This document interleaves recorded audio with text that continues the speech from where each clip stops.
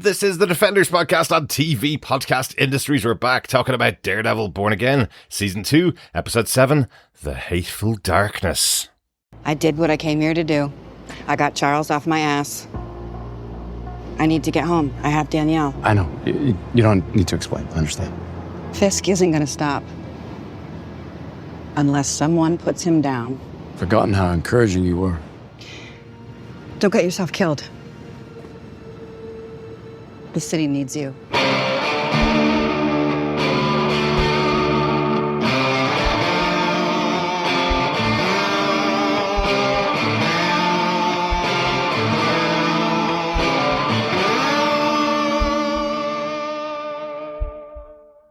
Welcome back, fellow Defenders, to TV Podcast Industries. We are on to the penultimate episode of Daredevil Born Again with The Hateful Darkness, Episode 7 of Season 2. I am one of your hosts, Derek. Hello there, fellow Defenders. Welcome back. I am your other host, John. Whew. What an episode, John. Yeah, really full-on. Crescendoing quite nicely, I think, with the last episode coming next week. Yeah. So this was, can't wait to get into the discussion. Mm-hmm. I think lots of stuff going on here. Lots of big things going on here, to be honest. And can't wait to get into our spoiler-filled discussion. Yeah, definitely can't wait to get in there. I think I even shed a little tear for a surprising character in this episode as well. Can't wait to discuss the episode, though. But if you haven't subscribed to the podcast, I know it's our penultimate episode, but I know some of you are joining us just for these last couple of episodes of the show. You can pop on over to tvpodcastindustries.com and subscribe over there to any good or evil podcast catcher of your choice. We have all of our podcasts for the last 11 years all available over there on our website. You can also send your thoughts into us to feedback@tvpodcastindustries.com or join us over in our Facebook group at facebook.com/groups/tvpodcastindustries, or join us over in our Discord. The details of that are down in our little show notes right here for this very episode. Yes, and of course, we are on to our 7th question of Josie's bar quiz for this season of Daredevil Born Again. So, fellow quizzers and fellow defenders, get your pen ready to take the 7th installment of the pub quiz. Yeah, absolutely. Or if you have missed any of the questions, you can pop on over to the website at tvpodcastindustries.com, and there's a pub quiz page up there that has all the questions for our Josie's bar quiz and for our boys pub quiz, which we're also doing over on our boys feed. Yes. Well, Derek, shall we get into our spoiler-filled discussion? Of course. For this episode, Episode 7 of Daredevil Born Again, The Hateful Darkness. Who gave us what, where, when, and how? Well, this episode was written by Heather Bellson. This is the second episode of the season. She also wrote Season 2, Episode 3 as well. So an old hand at Daredevil so far. And the episode is directed by Iain B. MacDonald. He's directed the last 2 episodes of this season. He's directed loads of great shows over the year, including Poker Face. And he's been a second unit director for this season of Daredevil. Interestingly, he also directed Season 2, Episode 4 of The Punisher on Netflix. So a dab hand at this particular character set at Marvel as well. So that's kind of cool. Yeah, good stuff. Yeah. I seem to recall Iain B. MacDonald as well on The Punisher. So, I can see a pedigree through this episode as well. Absolutely. Well, John, do you want to tell us what they gave us with your synopsis for this episode of Daredevil Born Again, The Hateful Darkness? Sure. Jessica Jones confronts Mr. Charles about the attack on her house and learns that Luke Cage, the superpowered father of her daughter Danielle, is working overseas. He reminds Jessica that he is her only contact point for Luke, when Mr. Charles reveals that Fisk intends to kill Governor McCaffrey before she takes away his power, and Jessica warns Matt Murdock. In police detention, Karen Page is visited by Mayor Fisk, but he chooses to punish her to the full extent of the law. With the help of Chief of Detectives Brett Mahoney, Matt Murdock also visits Karen to share his plan. In court, Matt comes out of hiding to serve as Page's legal counsel, alongside Kirsten McDuffie. At her televised trial, they attack the AVTF's integrity and their increasing violence. When court is adjourned for the day, AVTF officers attack Matt Murdock and Kirsten McDuffie as they attempt to leave the court under the protection of their NYPD allies and detectives Cherry and Kim, but Matt is wounded in the attack. Later, Heather Glenn visits Karen Page under the cover of evaluating her sanity for the DA's office.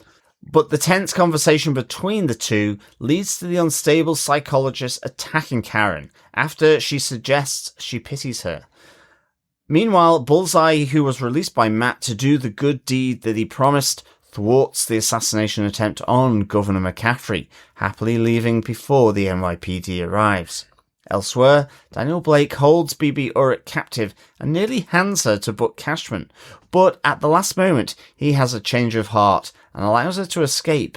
Angered by this turn, Buck brutally tortures Daniel, who refuses to give up BB's location and is murdered for his silence.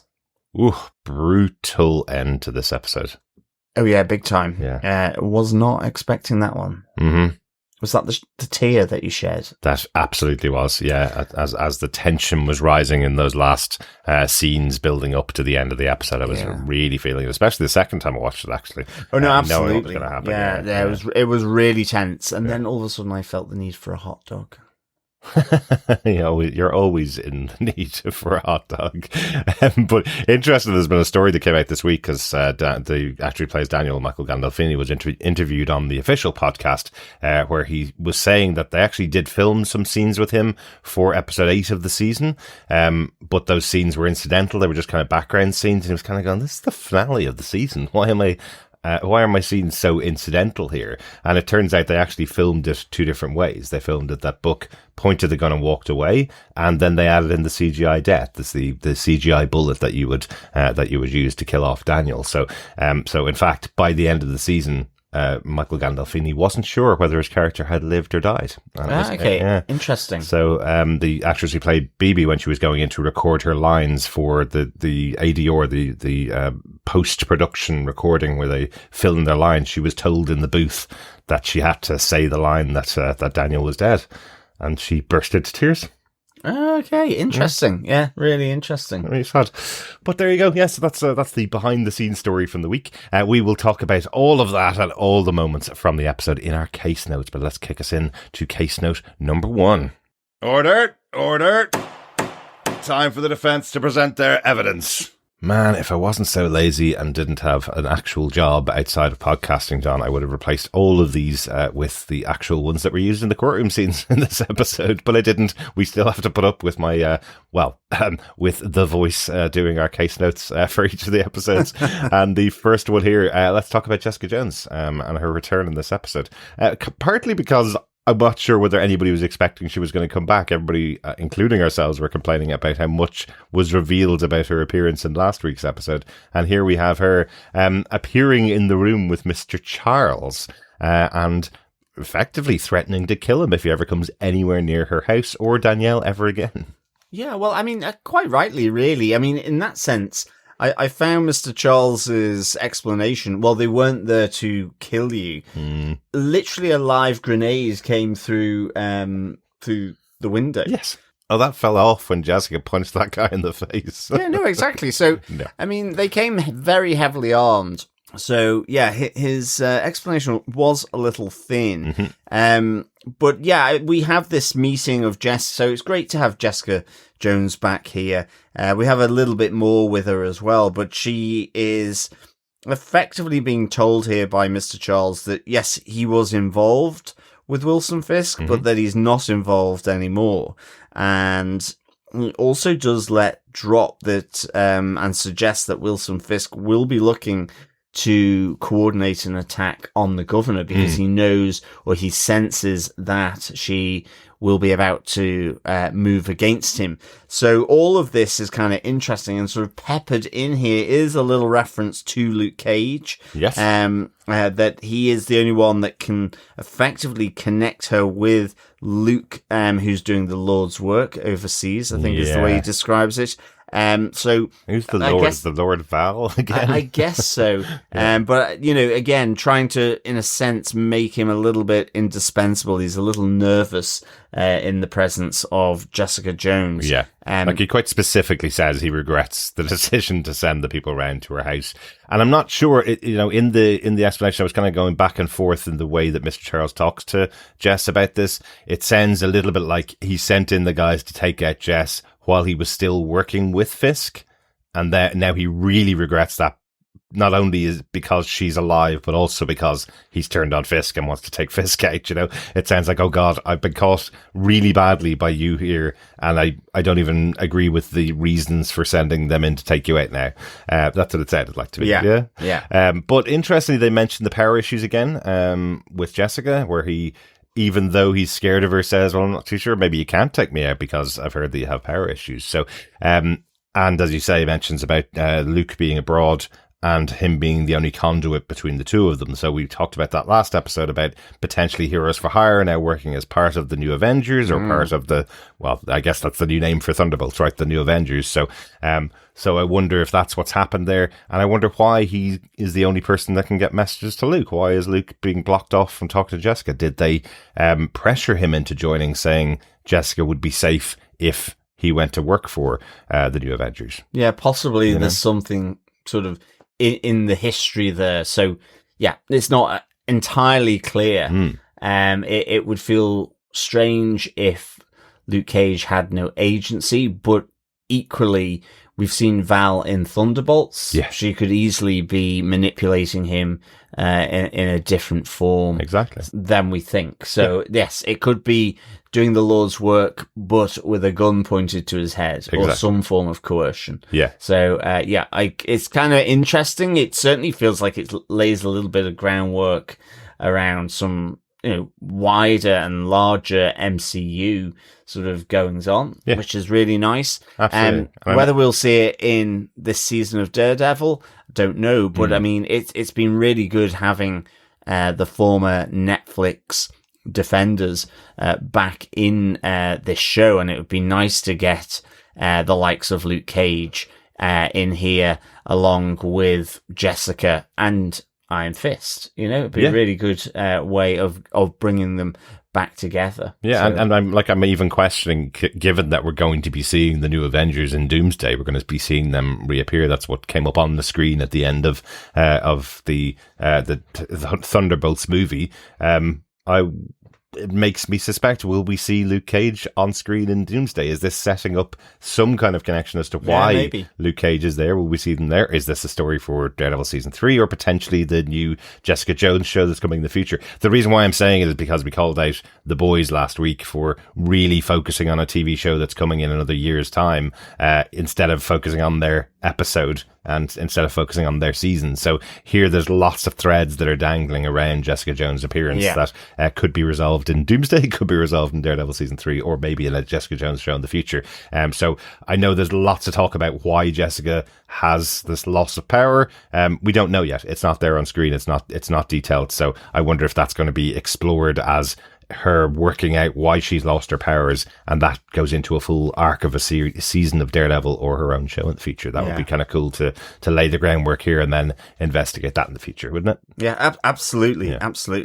And then also, I think the final thing to say on this point is Jessica relaying this information to Daredevil, and also wanting to make sure that he knows that she wants him to survive because this city needs him. Yes. So that's a nice little touch. Absolutely. And a good, that kind of communication. It's just, sometimes, I think that was an important thing with what happens later to the governor, and also with how Matt Murdock deals with Bullseye ultimately. So it's a nice little touch that they have that meet up again, Jessica and Matt. Yeah, absolutely. Well, let's move on to that in our next case note.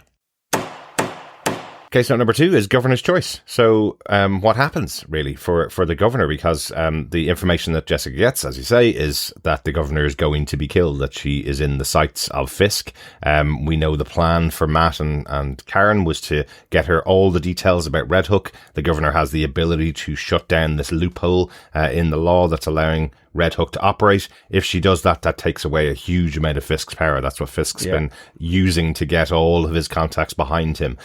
So he reveals that effectively they've made the decision that the governor is no more. She is a dead parrot at some point. So in order to combat this, Matt does the unthinkable. He allies himself with Poindexter. What a great scene here between Wilson Bethel and Charlie Cox, just staring each other down as Charlie Cox frees him and tells him, I hate you for what you did to Foggy. I hate what you did. And then kind of succinctly puts together the battle that's been going on in the mind of Matt Murdock for this entire season, in the mind of Daredevil for this entire season.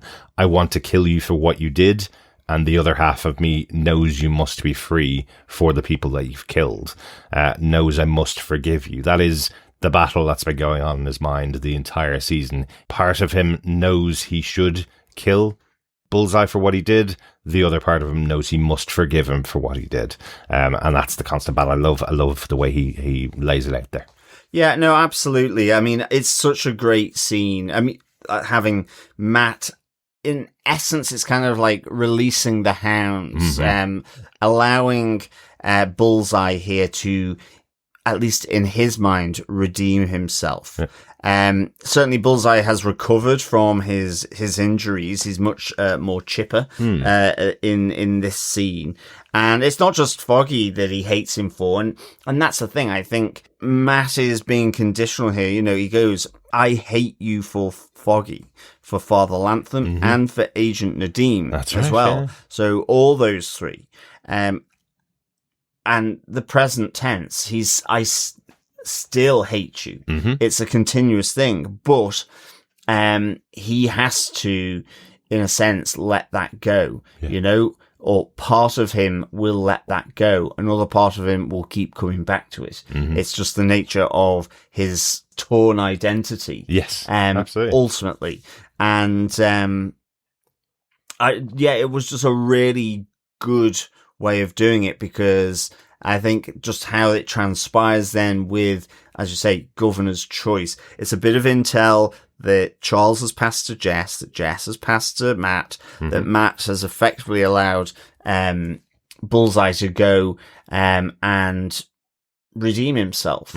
Not necessarily with Matt Murdock, or with Karen Page, but something that is important to them at this moment, which is the survival of Governor McCaffrey. And I just thought that was really nice. I like the fact that Bullseye kind of signs off with a salute and you're welcome. I'd love to know who, or if there is any importance to the person who tried to strangle, because initially I was thinking it was going to be Buck Cashman, actually. I know there was the sort of parallel scenes around BB and Daniel and so on, but just in a very quick moment, I was thinking, oh, hang on a second, is this going to be Buck Cashman? You know, because it's an important job. It is. Really important. We've seen Buck Cashman being at the center of all the important critical jobs that need to be done. And then in this moment, it's not Buck Cashman, you know?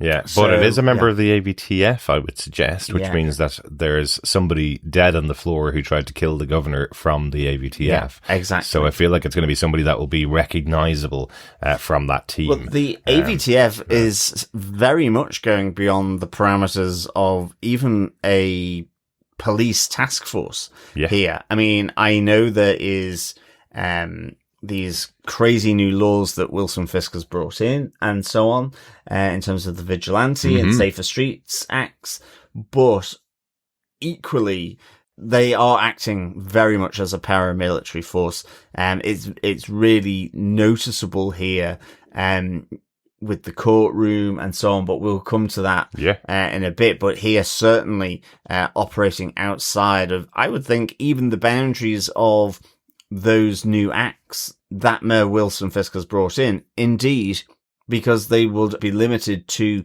the boundaries of New York City. Well, absolutely, yeah, you're not the state. So it is kind of interesting. Yeah, absolutely. And I liked it. I'm glad Governor McCaffrey has survived this assassination attempt.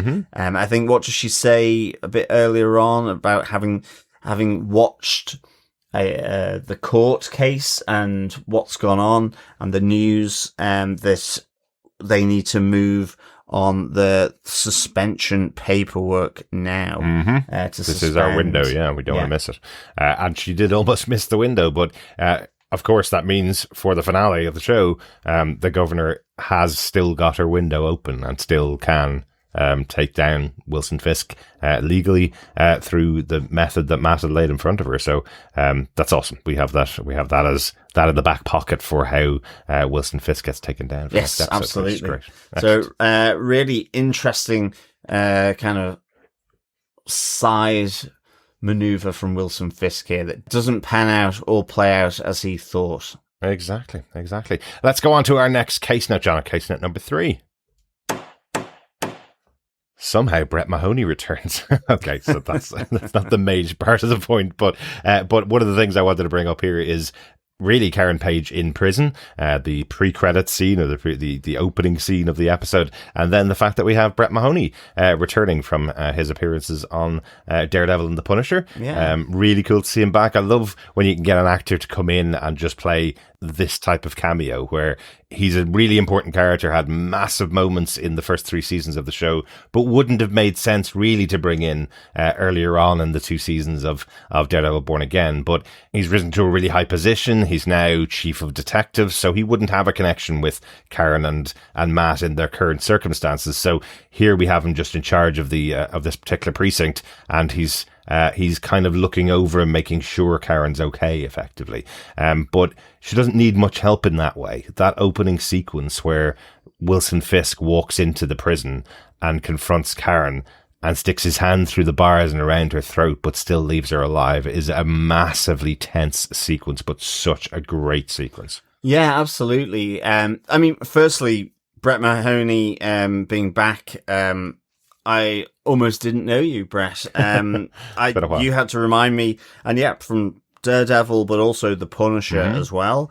So, still holding out hope that maybe Turk will show up if we've got Brett Mahoney. And I kind of like that kind of the allies coming in from the NYPD. I mean, even just the fact that we see Cherry alive and well here, helping out as well over this, and along with Detective Kim, and that was also good to see that Cherry was alive and well and back up on his feet. Absolutely. So it was, as you say, great to get Brett Mahoney effectively allowing Daredevil and Karen to strategize, which is really good here, because that's the whole point. They need to be able to do that, and this is being facilitated here. Absolutely, and I loved how the scene played out when Karen comes outside and gives him a big hug and goes, I can't go anywhere with you. I need to stay here.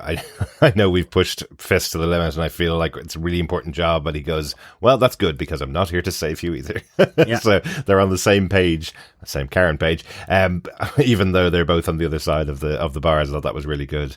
They're both effectively saying they need to face him in court, even though he's not there. Exactly. So that was, really good. And then, that opening, as you say, really, really tense. Really loved how Karen stands up to Wilson Fisk. At the end of the previous episode, it's Powell who has found Karen. I was kind of thinking, okay, she's going to be in Red Hook, sort of incarcerated somewhere again on the Red Hook property, so that she can't be found. I thought BB was going to kind of potentially be there as well. But she... we open up where she is in a police cell in a police precinct, and not with the AVTF. And then gets visited by Wilson Fisk, and you're right, it's just really, really tense here. But I love that she stands firm and stands up to him and say, "I've never seen you scared before. I kind of like it." Yep.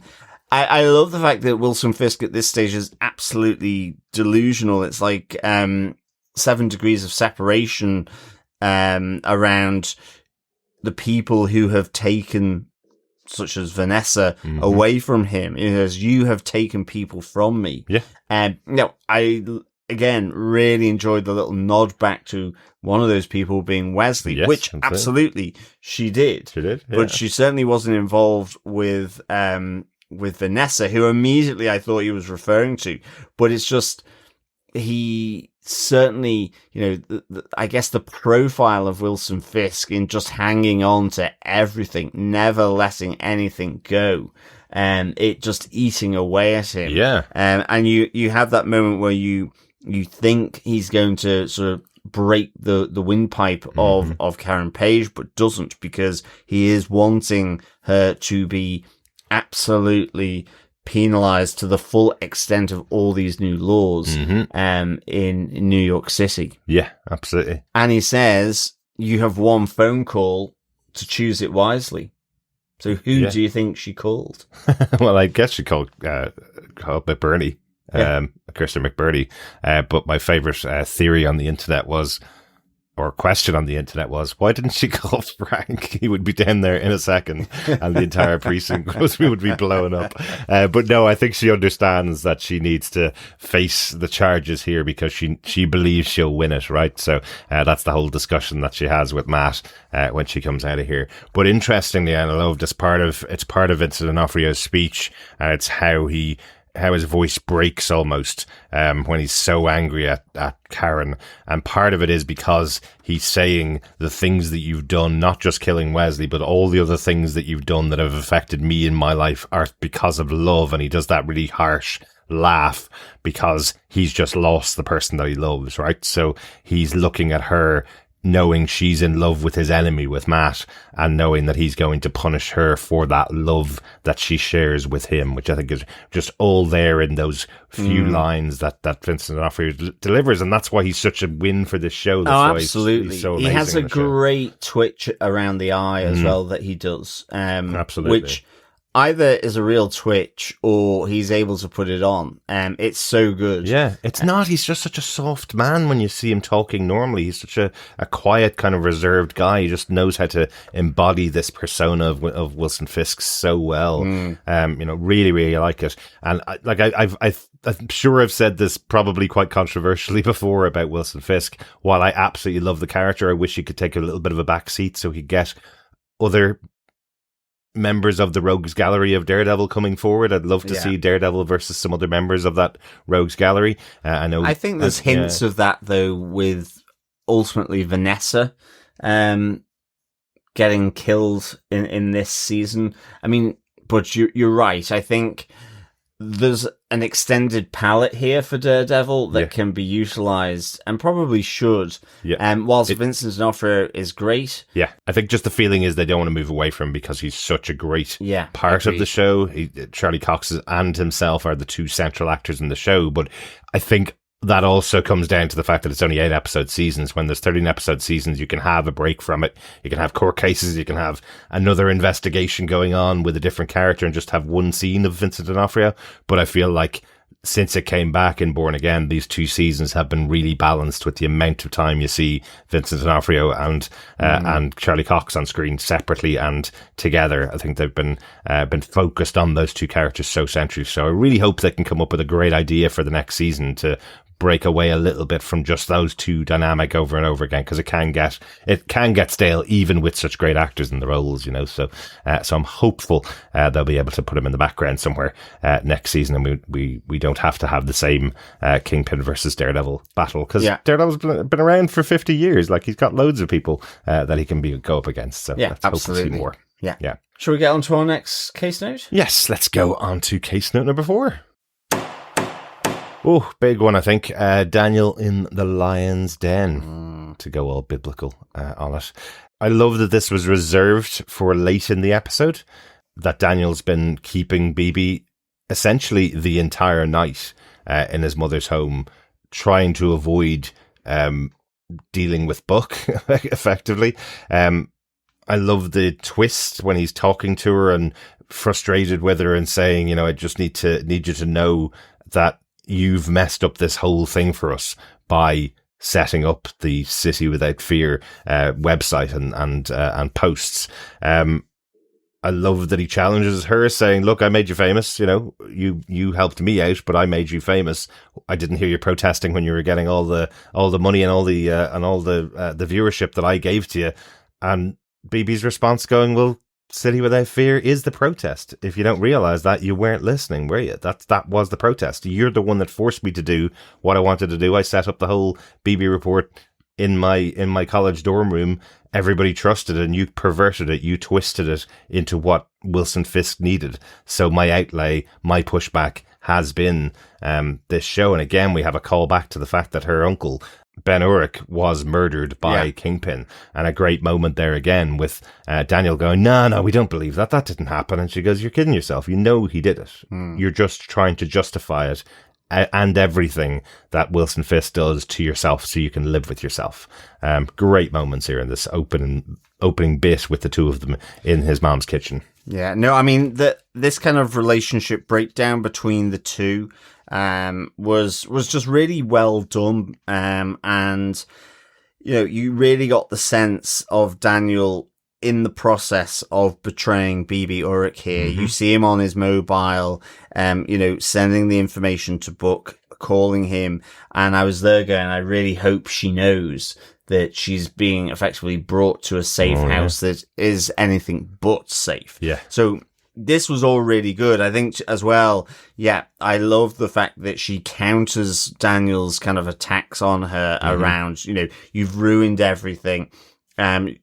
Where she says, you turn my work into a plastic imitation of it. Yes. As you say, City Without Fear was me complaining to you about what was going on. And, you know, Daniel, in a sense as well, even though I was more convinced he was going to betray her, actually, you hear the panic in his voice around Buck Cashman. You know, he will come for us. It's almost Terminator-esque in that this guy is like an unstoppable killer. He will just keep coming until we're dead. There's nothing we can do here. And I thought his 2+2 there just was so scary when he says, you know, I could hand you over to him and then it's done. And then I prove my loyalty to Fisk. I prove my loyalty to Buck. If I don't hand you over, he comes for me. He comes for you. He comes for my mom. He comes for everybody I've ever loved. They're all dead. So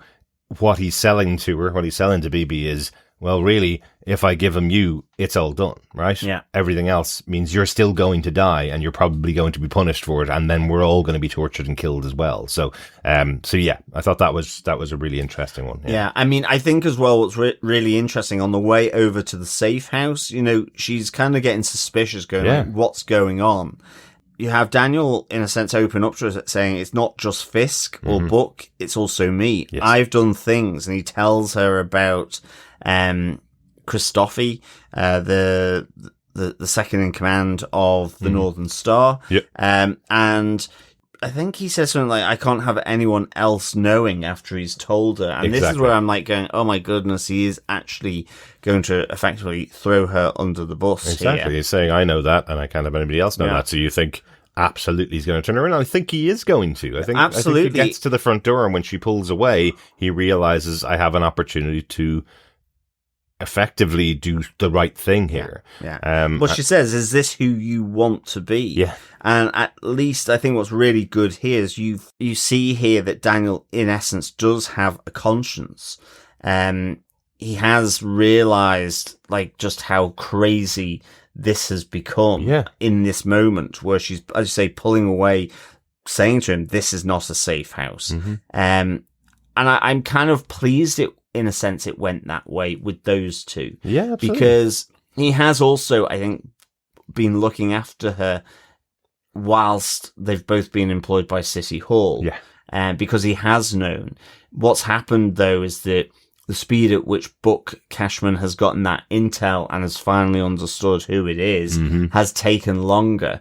And this like crazy situation, especially given him helping Buck to bury Christoffy, then it's messed with Daniel's mind. He is totally stressed. I mean, it's great acting from Michael Gandolfini, but Absolutely. also like the bags under his eyes. Like he looks stressed to hell He here. certainly does, yeah. And it was such a tense thing between Daniel and BB, but then when he goes in empty-handed effectively to Buck, between Buck and Daniel, and there is a moment where I'm thinking, is this the moment Buck breaks in terms of his loyalty to Wilson Fisk as well? Because you see him hesitating to pull the trigger.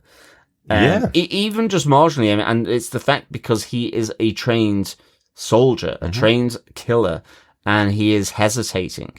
I think, all the talk previously, it has been Buck saying to Wilson Fisk, he's proving his loyalty. Yeah. So I think this comes as a shock to Buck that BB's not with him. Absolutely. And he has this moment of doubt, I guess, which ultimately and sadly doesn't last. Yeah, and it feels like Buck's kind of going, do I kill Daniel here, or will I bring him back to Fisk, and then Fisk can make the decision for him, I think that's what's getting under the skin with Buck, because it is a choice he's making here because BB wasn't brought with Daniel. He's making the decision to kill Daniel right here. Yeah. I mean, Daniel is pleading with him, and he says, how long till you're on the floor with the gun pointed at your head? Yes, absolutely.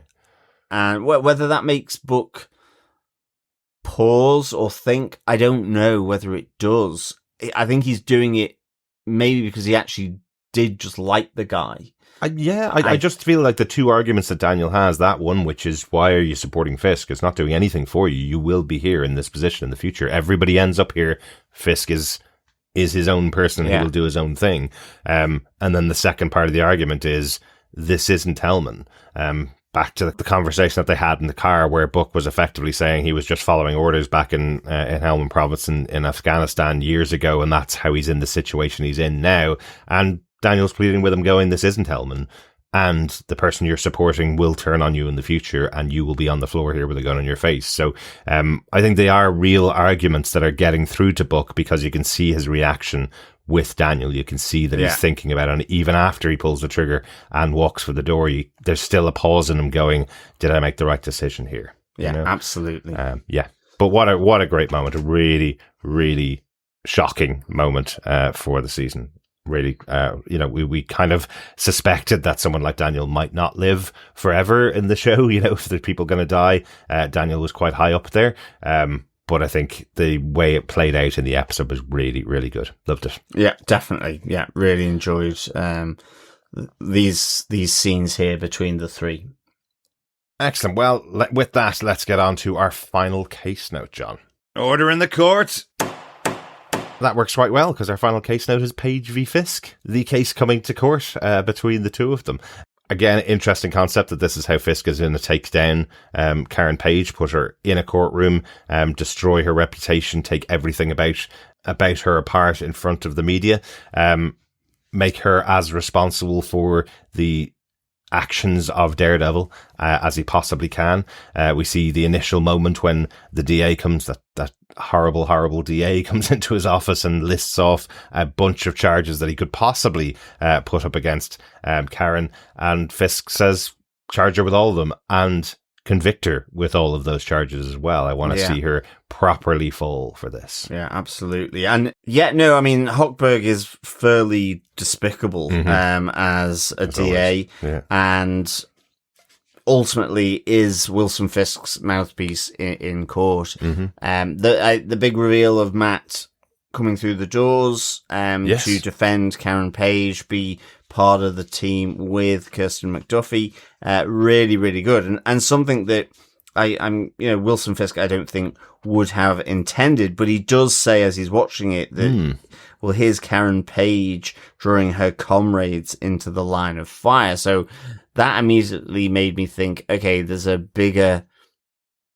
maybe something else here that we don't know about. Yes. But I kind of liked how at least the way the court played out, primarily were the judge, in a sense, chastises Kirsten McDuffie for almost going off script, sort of bringing all this back to Wilson Fisk, the mayor's office, the AVTF, and she says there's no jury to play to here, Councillor McDuffie, and she just looks at it and says, "Are you sure?" Yes. As all the cameras there are lined up on the side, and I think I just thought it was a really nice moment here. Yeah. I mean, I know they sort of call on Powell here, which is interesting, and they have Cole in the dock as well. Yeah. So they're really targeting the situation that happened outside of City Hall with the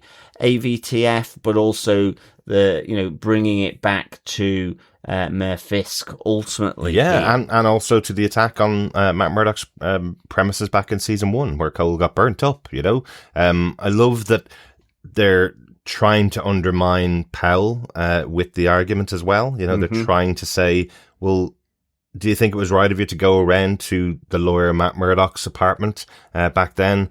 And Cole trying to say that it was just a welfare check. And, McDuffie kind of turning it on and going, well, everybody was fully armed and there were, massive ATV vehicles outside. Yeah. Do you think that was required for a blind lawyer in Hell's Kitchen? That kind of welfare check seems a bit excessive. Yeah, absolutely. So just what that feels to me is that they're telling Cole that the orders he's been following are coming from some really bad people who have ulterior motives. So I think Cole again is another character that maybe for the turning we saw that he did see Powell shoot the traitor in their midst last episode. Now he's sitting in a courtroom thinking he's been following the right orders and realizing actually maybe somebody's been twisting those orders like Powell to get me to do things that I probably shouldn't be doing, probably that are extra legal, I suppose.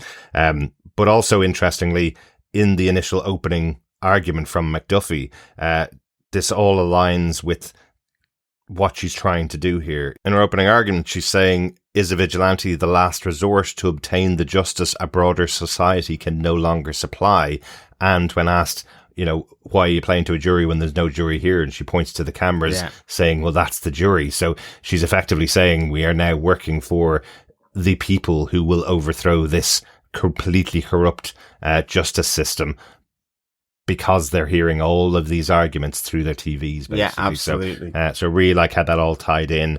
I was saying this to John when we were watching the episode, the question that you always have when you're watching Daredevil is, where is the legal part and where's the action scenes, right? It's not just an action show. It has to be a legal drama as well. Matt Murdock's a lawyer. Daredevil's the fighter, right? So you have to have Matt Murdock in the courtroom. And they've done a really good job in this episode, and these last 2 episodes probably done a really good job of holding back the courtroom scenes to be the big denouement at the end of the season. Because we've seen lots of punching, we've seen lots of fighting, we've seen superheroes battling against other superpowered people. We've seen loads and loads of action throughout the season. Now it's time for the law to take over in the show. What a great way to save it for these last 2 episodes with Page v Fisk. Oh, absolutely. But really that doesn't preclude that there will be action, because court's adjourned for the night, because it was going to be a long court case, of course.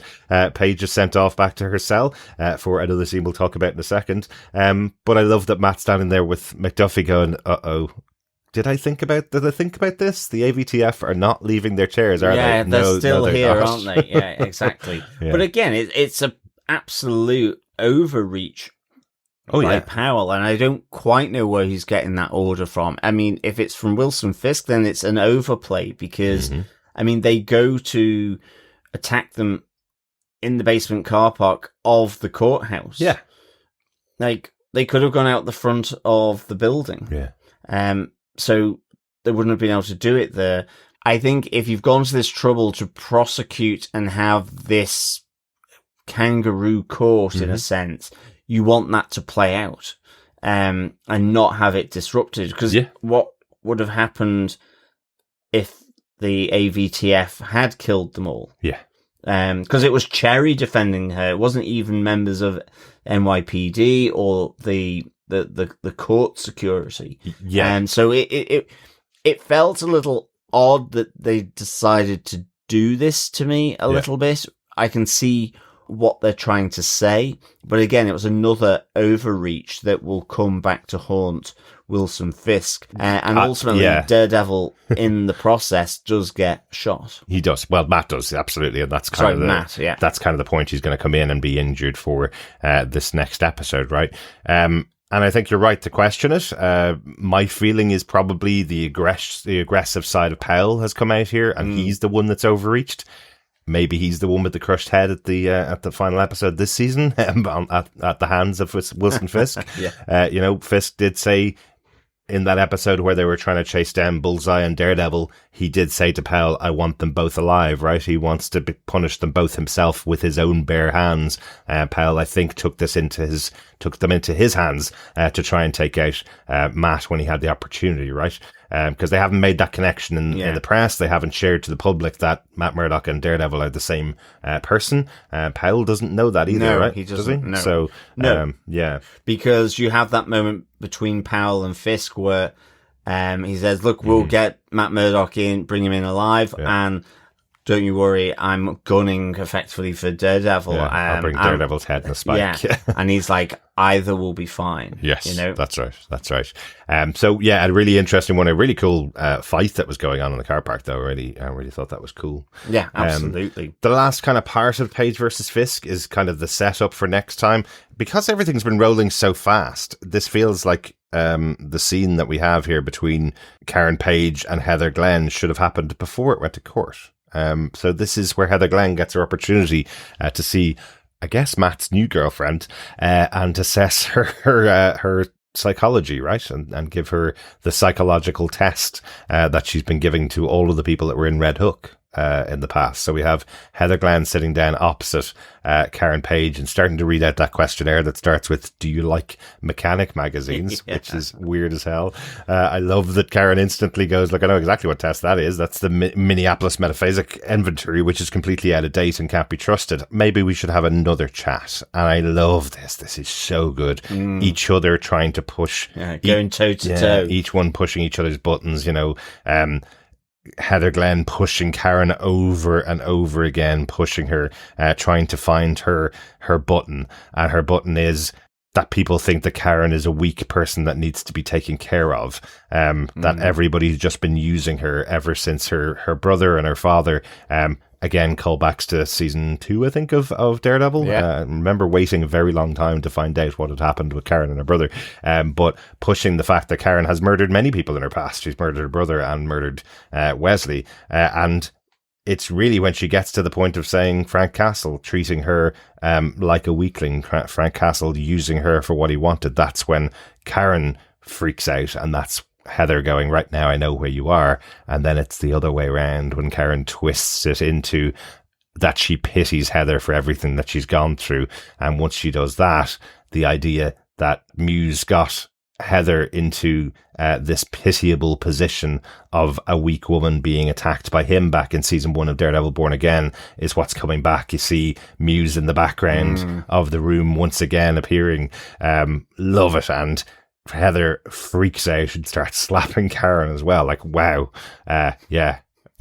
Absolutely. No, I mean, I love the fact that Karen went toe to toe with Heather Glenn. I mean, but of all the characters in this show, I absolutely cannot stand Heather Glenn. I know. I think the actress Margarita Levieva has done a great job of making me absolutely loathe this character. Yes. It is loathe. As soon as she walked in, it was just the pious nature of what she's doing. I mean, even there's a moment where she interrupts DA Hochberg, and she comes in to Wilson Fisk's office and said, I wanted to check in on you person to person. It's almost become a parody, her psychology. And again, coming here with Karen with this 2-bit psychology test that can be easily gamed now. I love that Karen goes toe to toe to her, but I absolutely loathe this character. And just, it feels to me like she has put herself in this position, not even... Ooh, right. No, I mean, I know there's extenuating circumstances. Yeah. I get it, absolutely. I know Muse has had a huge impact. Absolutely. But for someone who is in the business of therapy, not to go and seek therapy, Absolutely. there's that element to it. Yeah. I mean, maybe she thought it would just come with her association with Book, with the Fisks, who knows? But she has just gone down further and further as this character that I just loathe. And she'd become a kleptomaniac. We didn't mention last week that she stole one of Vanessa's earrings, the red and white ones, quite similar to a certain mask that we've seen. And in that conversation with Fisk, where she goes to check up on him, Fisk hands over the other earring to her as well. So she gets a nice set of diamond earrings from Wilson Fisk. Absolutely. But yeah, it's just, I really was screaming for Karen to sort of just win out on that. And in essence, the fact that she has to revert to a good old slapping across the face means Karen absolutely got under her skin. Like, I presume, since everything's going legal here, the fact that the DA's office psychologist came in and slapped her across the face, drawing blood, is probably enough to say, well, I don't need to have her in here again. Oh, right? agreed. So effectively the only job she has in this case, which was to discredit Karen and provide a psychological profile that says that she's as bad as the vigilantes, she can't deliver that for Wilson Fisk now either. So she screwed her job too. So bye, Heather Glenn. I guess we'll see what happens to you in season 3 of Daredevil. Yeah, absolutely. I think that's it for all of our notes, John. I think that's it for all of our case notes for the episode, John. Anything we didn't mention that you wanted to call out? I think the only thing really is, we see Matt, having gotten injured in the car park, go back to church to kind of pray. Yes, praying to St. Jude, which in my church was known as the patron saint of lost causes. I think has a much more polite term for it there, but it would always be, there's no way I can get through anything here. Pray to St. Jude, and St. Jude will carry you through, was kind of the way it was when I was a kid. But interestingly, we see that draws out Jessica Jones, kind of. Yes.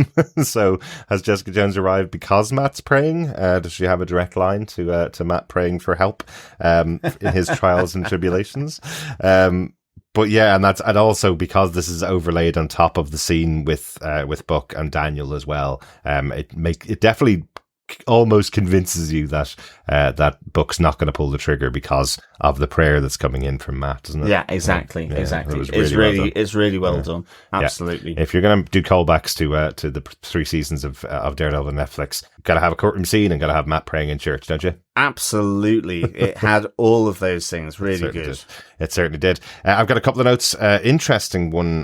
The scene where we have Wilson Fisk watching the television, watching the courtroom scene as Matt arrives in. And it was really surprising that it's only when you have the subtitles on that you hear the reporter explaining who Matt is, saying, this is the guy who saved Kingpin. He's been in hiding for months and now he's coming out and he's on this other side, which I think is a massive thing because, again, the mayor of the city had put out this report that he wanted to save Matt Murdock, the person that saved him. We wanted to put out everybody in the city to find Matt Murdock, and now he turns up in court and he's on the opposing side to Wilson Fisk. Like, that's a huge thing. And if you had, again, the 13 episode seasons that you used to have on Netflix, you would have Matt explain that, right? You'd have him standing up in court going, I'm not on Wilson Fisk's side. I'm against this, this policy and this idea as well. I thought that was really good.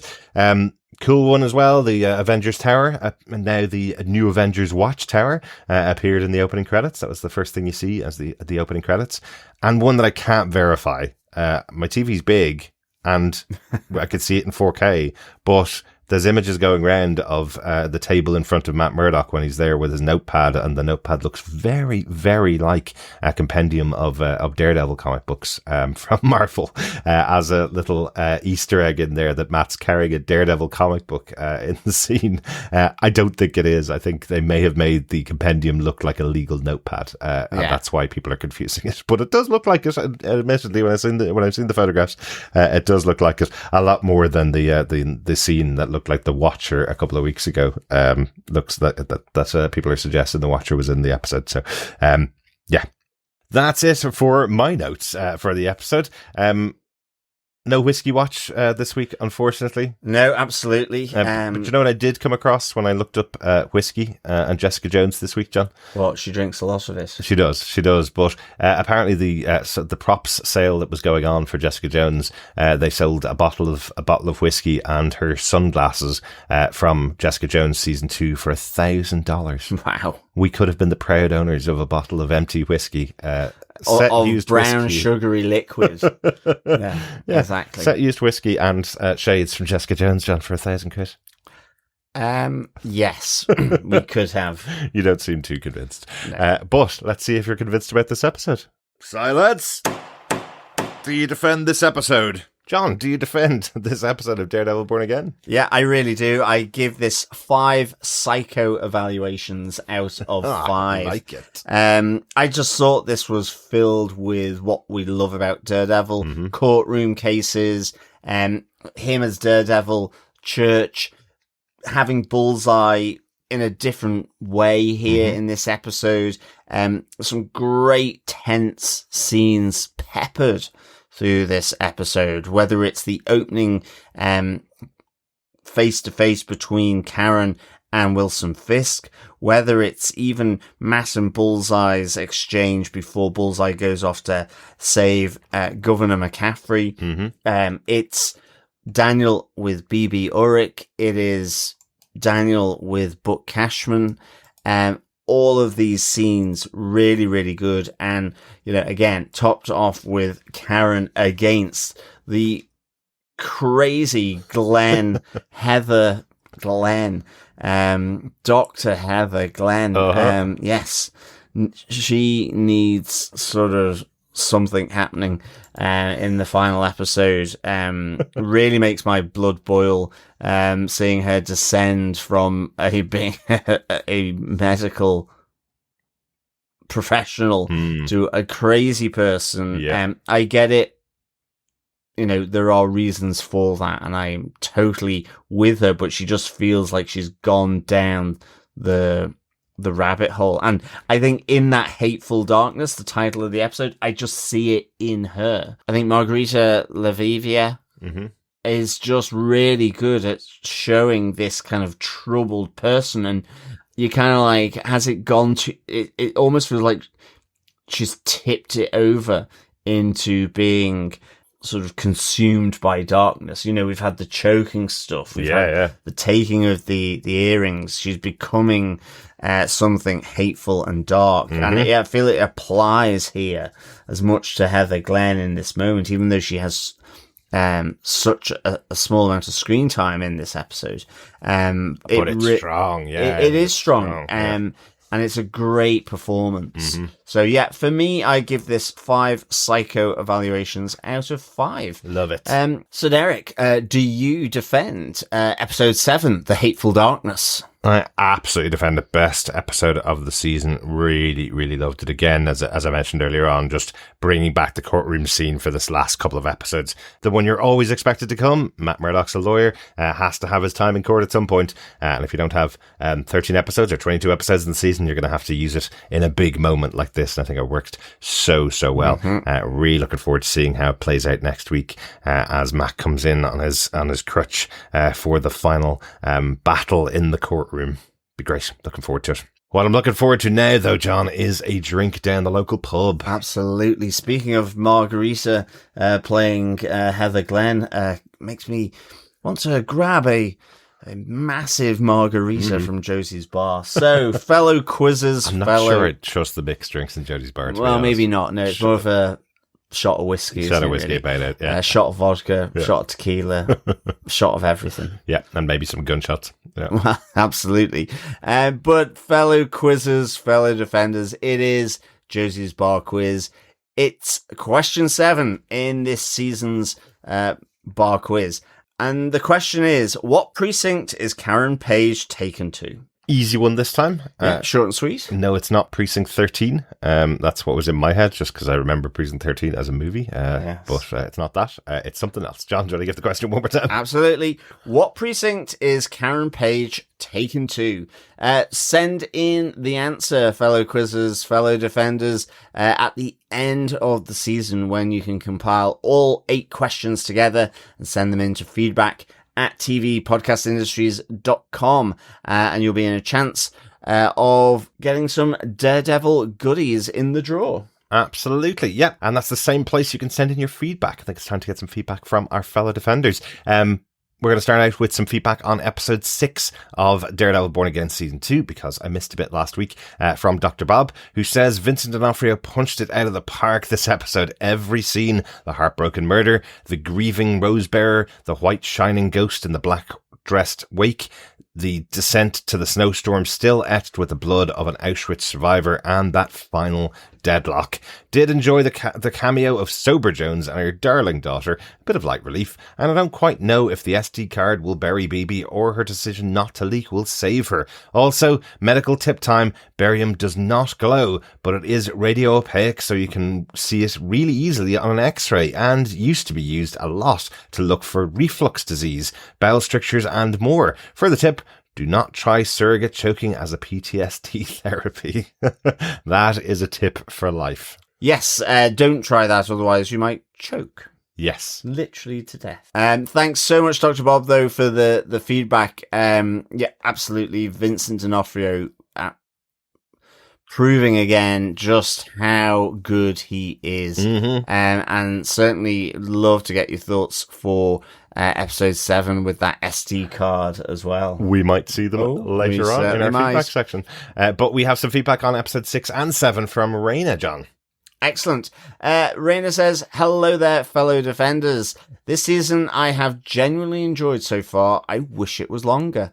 The fight scene with Matt and Fisk was very unexpected, but it felt like it was ripped straight out of a comic book. It was. Love to have Jessica Jones back, and man do I love Karen Page. Her and Matt clashing ideologies was to be expected with Karen's leniency for Punisher ways. Mm-hmm.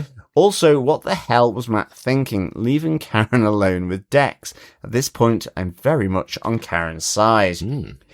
I feel like this episode sets up that Book is going to kill Daniel, because Bibi is an Uruk and Ben already died. I feel they would go a different way, so I suspect Daniel is going to kick the bucket. Also, the scene between Book and Heather might be the freakiest scene we got all season. It was genuinely so fascinating and disturbing to watch, but it might have genuinely helped Heather deal with her trauma in a weird, kinky way. Can't wait to see what's next. 4.5 vital spectrums out of 5. Laters, alligators, Rena. Excellent stuff, Rena. Great to get the old Moon Knight sign off there from you. Latest Gators. Yeah, latest Gators. And yeah, I mean, the whole thing with Heather, and it was disturbing. Mm-hmm. I think I found it fascinating in that I couldn't personally, whilst I could technically comprehend what was going on, I couldn't personally comprehend what on earth was happening between her and Book. And yeah, I certainly wouldn't trust him to do any kind of co-therapy with me. No, and I think, again, bearing in mind what happens in episode 7, it would be great to see what you think of how that trauma therapy went. Yeah. And I think with that, here is Arena's episode 7 thoughts. Hello, lads. Well, I was right about Daniel, and man, what a way to go. Mm-hmm. Daniel and Book have very much been at the top of my favourite characters this season. I'm excited to see what they're going to do with Book next season. and if he continues to stay with Fisk. He genuinely liked Daniel and didn't want to end him. Agree that. Heather needs a therapist desperately, and maybe an exorcist. Absolutely. Completely agree. Mahoney is back. Yay. And Matt had a great dramatic entry back into the public eye. I can go into detail about everything this episode, but it was just all really great. The finale is going to pop off next week. 4.5 R.I.P. Daniels out of 5. Catch her on the flip side. Greetings, Rena. Great stuff, Rena. Thanks so much for those 2 pieces of feedback for episodes 6 and 7. Completely agree with you around Heather. I mean, at this stage, I just, I want something really to happen to her where she kind of sits up and takes notice. Like an exorcism. Yeah. And I think, an exorcism is about the right level of intervention that is required. I just wonder with I know this isn't at all the point of your feedback, but I wonder with the Catholic ways of Matt Murdock, have they ever done an exorcism story? You know, has there ever been a character that he was up against that they brought in an exorcist to take out the demon from inside them? Be interesting, the real devil's reign, actually. You know? Yeah, that would be a very interesting one. You know, he's got the hookups with the Catholic Church, you know? Maybe that's the way he's going to do it. Some future story, I'm sure. Thank you so much for your thoughts, Rena. We also have a voicemail in from Harrison Fox with his thoughts on episode 7 of Daredevil. Hey guys, Harrison Fox calling in. Talk about episode 7 of season 2 of Daredevil Born Again. The second to last episode, and did they bring out all the stops? I mean, every supporting character was back. The emotions were running high, seeing everyone at their lowest point towards the end. I really thought Buck was going to have a change of heart during Matt's prayer. I know he didn't hear Matt's prayer, just felt that Buck was going to put the gun away, but no. And there goes Daniel, a character who when he was first introduced, I wasn't sure how I felt about him, and he grew to become one of my favorites. And I'm glad I was wrong about him. You know, I made a prediction a few weeks ago that he would parallel what Fisk did to BB's uncle, and he did not. He went out very nobly, and it was heart-wrenching, but I'm glad that they did the character justice. Fisk, completely unharmed except for a scratch on his cheek. So I'm still thinking he slipped a little some sort of superhuman serum when we weren't looking. No, fantastic episode. The garage firefight, totally intense. Seeing Brett back, like, come on, great episode. I cannot wait until next week. 5 out of 5, just fabulous. Talk to you guys later. Thanks so much, Harrison. Couldn't agree with you more around the 5 out of 5. It was such a good episode. Totally with you on Daniel. I think just having him save BB was superb. And in a sense for that to be reconciled, but ultimately Buck couldn't reconcile his friendship with Daniel above the orders from Wilson Fisk. Exactly. Maybe that's the army in him, you know, as you say, with Helmand and Afghanistan and just that muscle memory of taking orders. But he certainly had to fight it, and I did like that there was that chance, even though it didn't pan out. But yeah. Daniel was a great character. He was. And you've just reminded me that Helmand has a D at the end, and I genuinely just said Helmand throughout the episode. So you're doing the mayonnaise. I was talking about the mayonnaise. Totally by accident as well. But thanks so much.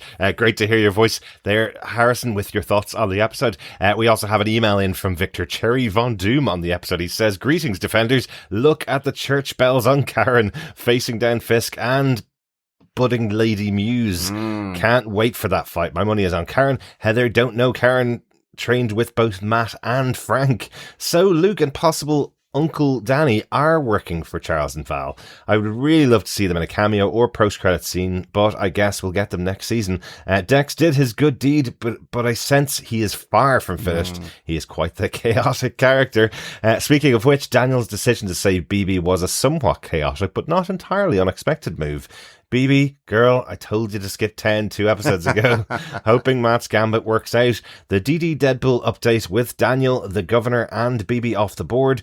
Powell remains at low odds for this season. However, odds are growing Frank will visit him in his special. Any other candidates out there? Excelsior, Victor, Cherry, Von Doom. Thanks so much, Victor.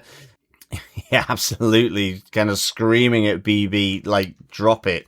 You know, take the hint from Daniel, because he had a few episodes ago really sort of laid it to her. Yeah. I think, yes, Lady Muse, I like your thinking there, because that's kind of the same feeling. In fact, I think the eyes are starting to look sort of dark and deep like Muse had. So I think there is this Lady Muse transformation that may just happen for sure. Yep. And Powell definitely needs to get his comeuppance. And I think, yes, Powell having his comeuppance at the hands of Frank, I think could be quite good. In his special as well. Yeah. I kind of like that, you know, we'll end this season and Powell will still be alive. And then it cuts to 1 week later and Frank is chasing him down.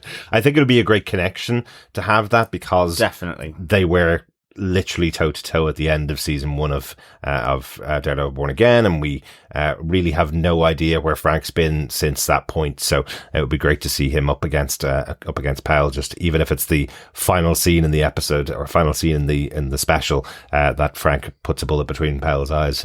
Yes, So absolutely. he remembers. Yeah, lovely. Thanks so much, Victor, for your feedback. Up next, Coffee and Vodka says, greetings, fellow Hail Mary defenders. Lots of moves on the Daredevil Karen Page chessboard with a couple independent asides. As soon as the governor's assailant is found to be a member of the task force, Fisk's goose should be cooked. And until I see Daniel's body on a slab with half its brain matter missing, the jury's out on whether or not Book delivered a headshot or just ruined a perfectly good floorboard. Ooh, very good. The interlude between Jessica and Agent Shaggy was informative. Wonder if we'll see what Luke and the other Shanghai's heroes are up to in a future MCU project. Lastly, it looks like Karen's time in court has been cut short, and Matt's been reduced to thoughts and prayers. Should be a hell of an ending. 4.5 caged pages, irksome smirks, and aborted ports out of 5. Peace and take care. Coffee and Vodka. Very good. Really good stuff. Yeah, really interesting around the shot from Book, whether he sort of went to the side on the basis of what Daniel was also saying. So that's kind of interesting. Yeah. Is he? And now I'm questioning everything I've watched. I feel like he's dead, though. I feel like he's dead. Let's hope so, because I've nailed my colours to the mast. Yeah. On that one, but that would be interesting. I know. Well, look, as you say, if there's a funeral or a body on a slab with half his brain missing, that's the only way to guarantee it. It's a comic book show as well, so you know we might just see him back. But I think it would probably take the power out of the scene for me. It was quite a big, powerful scene, and felt like that's the only way it could go. So yeah, I think he's gone. Yeah, really am hoping, though, that we will see our other Defender heroes in a future MCU project. They missed out on all of the Avenger stuff back in the day when they were on Netflix. They never were able to be used. Now they're back in the universe. So hopefully we'll get to see them on the big screen, even just for a cameo in the future while they're filming around New York for Daredevil Season 3. Yeah, cool. I hope so. Yeah. Absolutely. Fantastic. Thanks, Coffee and Vodka. Yeah, thanks, Coffee and Vodka. And finally on email, Meryl Smith says, welcome back, and here we are again in court, which means the return of everyone's favourite character, Matthew Murdock. I heard he's a really good lawyer. Anytime there's an interaction between Kingpin and another person, it's always an interesting and extremely tense situation, because you never know how it's going to go, whether they'll come out of it alive or not. So I did worry for Karen, but his approach for how to deal with her was something that I didn't even see coming. Matt making the calculated risky choice of letting Dex and hoping that he'll do the right thing will probably be one of those choices that Matt will add to his ever-growing list of things to feel bad about. And while it did pay off, I don't think this means that he won't lock him back up after this is all over. It's just in this precarious situation he's being forced to make unique decisions. A welcome return of Brett Mahoney. I'm glad the show remembered he exists too. I saw that someone online described Buck, Heather and Daniel as the dark mirror of Matt, Karen and Foggy, and I think that's a pretty appropriate assessment. Yeah. I like that. Yeah, it is. That's really good. Isn't it? Yeah. Having Karen and Heather in the same room after all this time for this specific reason, it shows what path Karen would have gone down if she truly lost hope and gave into that pit of despair. Also, the more unhinged Heather becomes, the hotter she becomes, which may mean I need to talk to a therapist about my thoughts on this therapist. Absolutely. Also, when Heather brought up Frank Castle, it reminded me of something that I wanted to bring up about Buck and Heather. It reminded me of that dynamic of Billy and his doctor from Punisher season 2. Similar vibes. Oh, very good. Yeah. Yeah, I can see that. That's really good, Meryl. She continues, finally, the man of the hour, Daniel. Special shout out to Michael Gandolfini and his amazing performance as Daniel was nothing but absolutely phenomenal. I wouldn't be surprised if he got an award for it, which he does deserve. Yeah. R.I.P. Daniel, you were a fun addition and it'll be different with you gone. In other news, we got a nice update on Luke Cage via a nice threatening heart-to-heart between Jessica and Mr. Charles. Also, I loved her return to Matt at the end as he's praying almost like an angel visiting the devil. Don't know if that was purposeful or not. Also, I'm rereading some of Alias and Jessica Jones, so seeing her wearing those iconic shades was everything to me. 4 buckshots from Buck out of 5. Great stuff, Meryl. Really enjoyed that feedback. And yeah, I think the that mirroring of Matt, Karen and Foggy with Buck, Heather and Daniel, really good sort of spot there. Yeah. And yes, I've probably said enough about Heather Glenn. Certainly, I think the muse eyes are coming to Heather.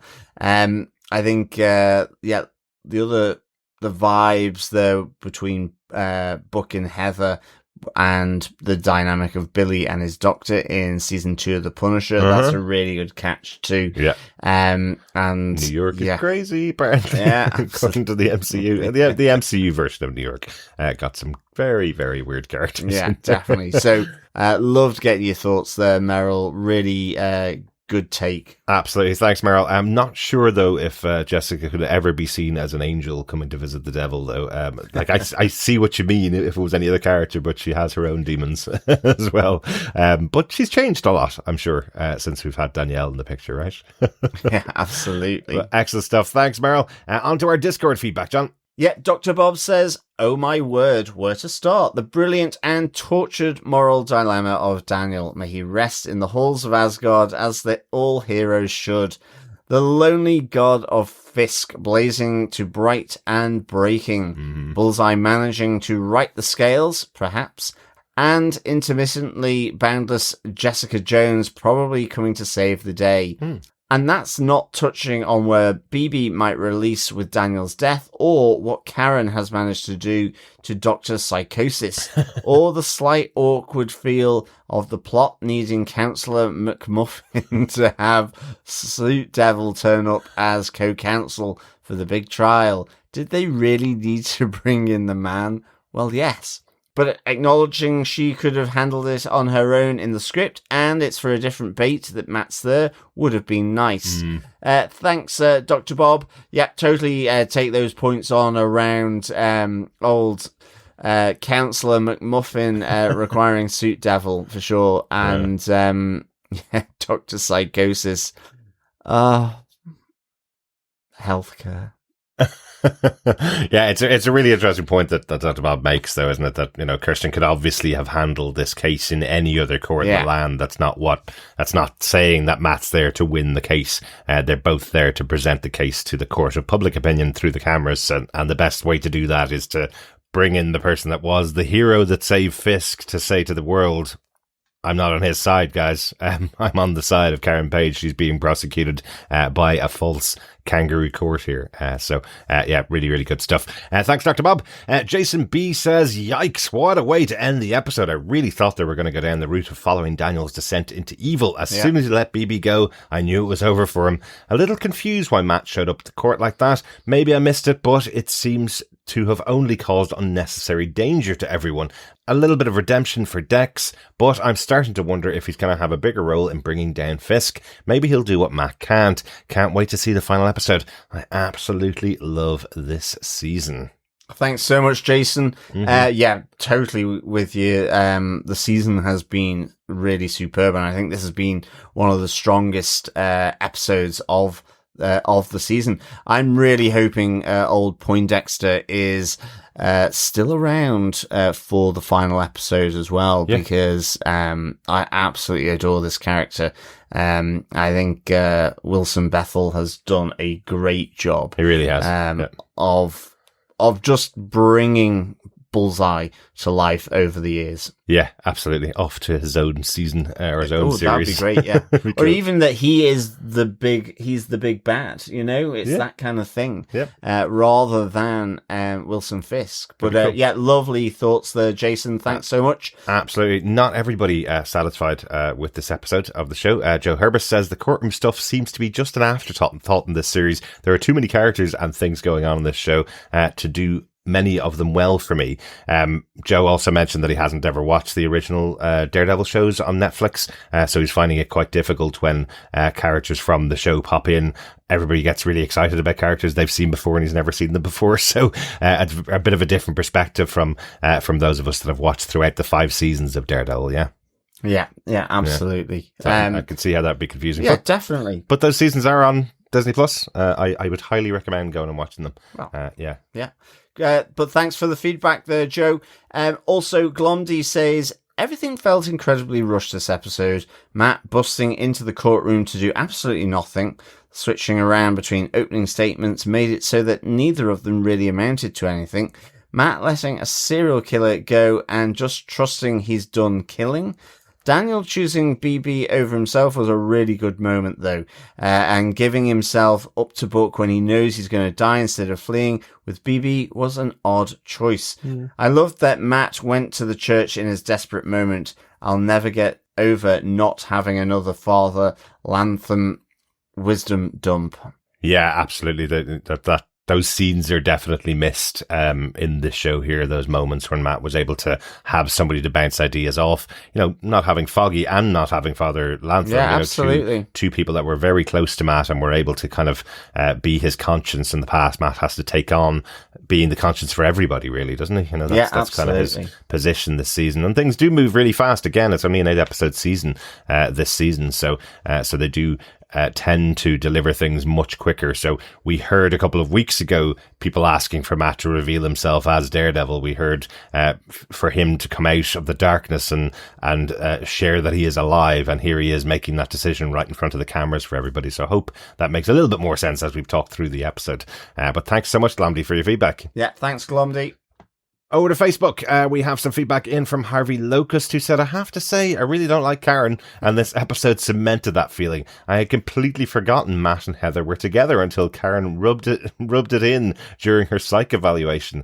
I really don't like Matt either, so I'll move on. Let's talk about Mr. Charles and Jessica. That scene felt weird. Something about the way Jessica reacted when Charles brought up him being her only access to Luke. Can't quite put my finger on it. Yes, I understand that he is her daughter's father, and that he and most likely Danny are in some way working for Val, but she seemed overly threatened by it. I don't know, maybe it's nothing. What I am really hoping for in the next episode is a reveal that the weapons from the ship were being moved by Val for Agent 13, aka Sharon Carter, aka the Power Broker. As for an added bonus, I really hope that Frank's one last kill is Powell.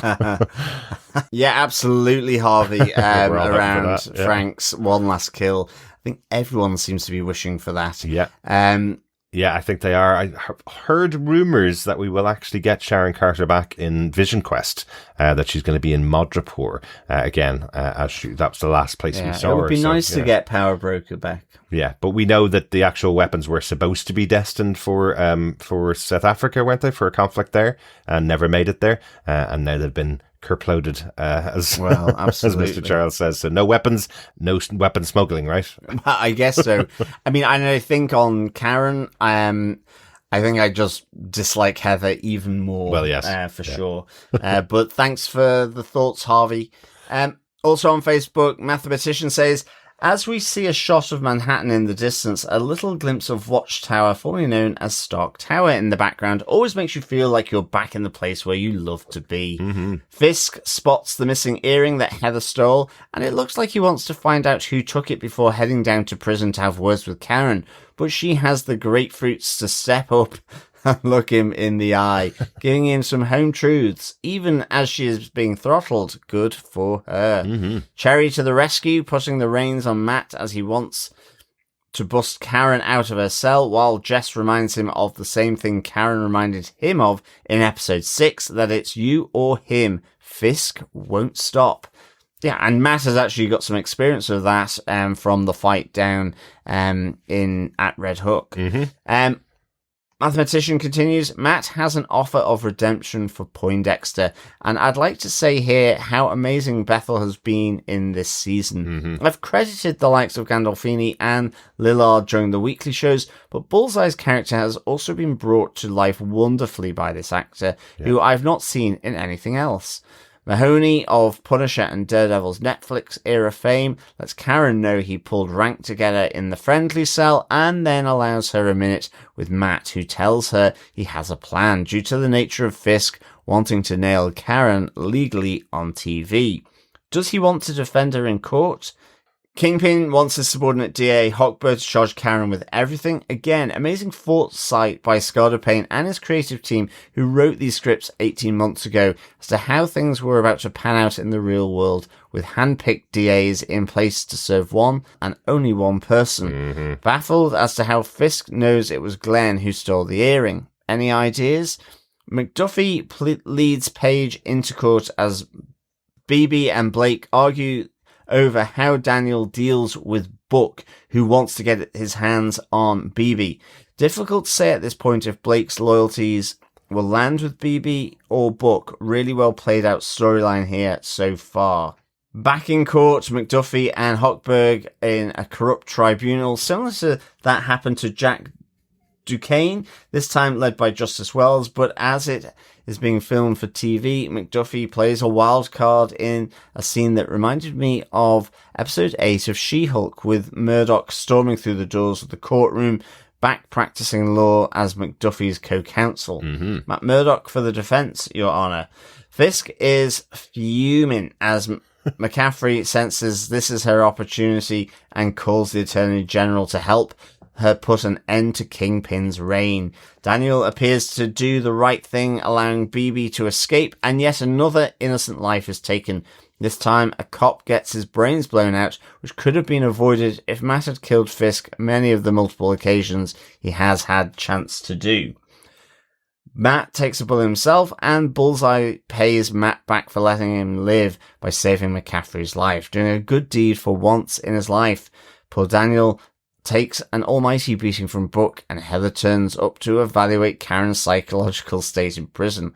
A battle of wits ensues, and Glenn gets angry with Karen, resorting to physical abuse after Karen cleverly pushes her buttons.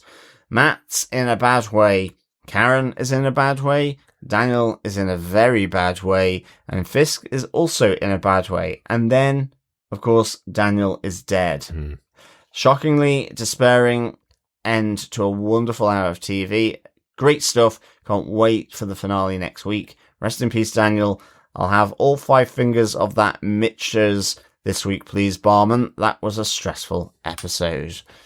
Thanks so much, Mathematician, for your thoughts on the episode. Yeah, absolutely. Yeah, very, very stressful episode. Totally understand why you need a good old 5 fingers of whiskey in there as well. I definitely needed it on my second watch through. So much going on, so many great moments in the episode, and everything moving so fast with it being the penultimate episode of the season. Oh, cannot wait to get on to the final episode next week. Thanks to everybody for all of your feedback on the episode. Keep sending them feedback into us to feedback@tvpodcastindustries.com or the other locations as usual on Facebook and on Discord. We will be back for the final episode of season 2 of Daredevil Born Again, The Southern Cross, next time. And of course, the next question and final question in our Josie's Bar quiz as well. Excellent stuff, yes. And of course, we have just finished up our Invincible season 4 show. That's right. So please check that out if you are watching Invincible. And of course, we are on podcasting about the final season of The Boys, which is also very reticent about what is going on in the real world at the moment. It is, as well as some very tense moments and a lot of blood and guts. A lot of blood and lots of guest stars in that show too. Yes, indeed. Really looking forward to podcasting about The Boys season 5, episode 5 later on in the week as well. Thanks so much for listening. We will speak to you again next time. Yes, thank you so much, fellow Defenders, for joining us and listening in to the podcast. Until we come back for episode 8, The Southern Cross, keep watching, keep listening, and of course, keep defending. Bye. Bye.